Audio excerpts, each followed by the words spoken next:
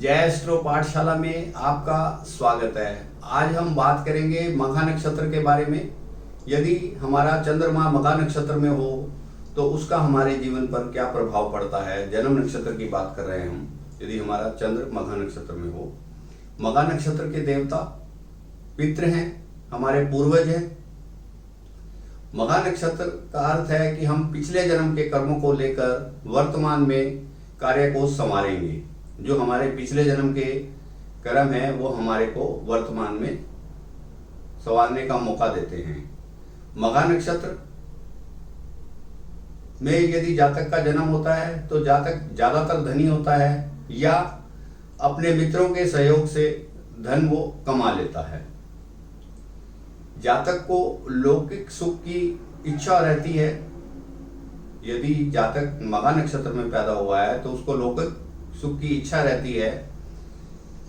और इसका राशि स्वामी सूर्य है। मघा नक्षत्र का राशि स्वामी सूर्य है और नक्षत्र स्वामी केतु है, जो कि अध्यात्म की तरफ जातक को मोड़ता है। यदि जातक स्वार्थ ना करे तो बहुत ज्यादा कार्य कर सकता है। अंगों की बात करें तो इसके अंग हैं हृदय और पीठ। यदि यह नक्षत्र हमारी कुंडली में पीड़ित होगा तो हमें कष्ट देगा, बाधा देगा। उसके लिए हम कष्ट बाधा को दूर करने के लिए उपाय कर सकते हैं। और इसकी जाति नक्षत्र की शूद्र जाति है। यह सेवकों का सेवक है, यानी उच्च पद पर होगा लेकिन शूद्र जाति की वजह से यह सेवकों का भी सेवक है। जब तक यह सेवा करता रहेगा, सेवा भावना इसके अंदर रहेगी तो इसकी तरक्की निश्चित है। यह फीमेल जाति का है। अगर हम मेल फीमेल में देखें तो यह फीमेल जाति का है। तमोगुण से भरा हुआ है, इसलिए इसका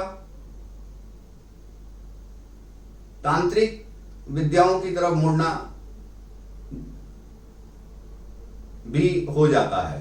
तमोगुण की वजह से जातक तरक्की करने के लिए तांत्रिक विद्याओं का भी उपयोग करता है, प्रयोग में लेता है। अधोदृष्टि नक्षत्र है। यह नक्षत्र नीचे की तरफ देखता है। यह नक्षत्र नीचे की तरफ देखता है तो इससे हम ये भी नतीजा निकालते हैं कि ये पुराने गड़े मुर्दों को उखाड़ लेता है, उजागर कर देता है। और जब इस एक बार ये नक्षत्र अपना टारगेट सेट कर लेता है तो फिर उसके लिए कुछ भी करता है। नक्षत्र जब अपने टारगेट पे आ जाता है तो उसके लिए कुछ भी करता है। मेरा कहने का मतलब यहाँ है कि वह थोड़ा हट्टी स्वभाव का होता है, क्योंकि इसके ऋषि जो हैं, गोत्र ऋषि जो हैं, अंगिरा हैं। अंगिरा का एक मतलब अंगार, दहकता हुआ अंगार भी होता है, जिससे कि जब एक बार ये निश्चित कर लेता है अपने लक्ष्य को तो उसको पाने के लिए ये कुछ भी करता है, क्योंकि इसमें अग्नि है, ऊर्जा है। इस वजह से ये कुछ भी पाने को तैयार हो जाता है। इस नक्षत्र की शर्त यह है, जब तक यह स्वार्थी नहीं होगा तब तक इसको लाभ मिलता रहेगा। जैसे जैसे स्वार्थ की तरफ मुड़ेगा तो इसका प्रभाव बुरा होना शुरू हो जाएगा। नक्षत्र पीड़ित हो जाएगा, पाप प्रभाव में आ जाएगा।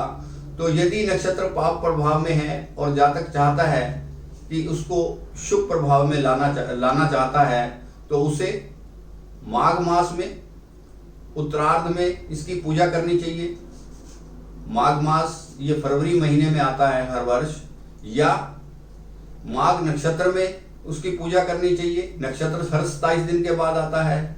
और अमावस पर भी इसकी पूजा की जा सकती है, क्योंकि ये हमारे पितृ और पूर्वजों का नक्षत्र है। इनके जो देवता हैं पितृ और पूर्वज हैं। तो इस प्रकार यदि हमें यह नक्षत्र पीड़ित कर रहा है तो हम माघ मास में फरवरी के महीने में उत्तरार्ध में इसकी पूजा कर सकते हैं, अमावस के दिन पूजा कर सकते हैं, या जिस दिन मघा नक्षत्र हो उस दिन इसकी पूजा की जा सकती है। अब बात आती है पूजा किसकी करें।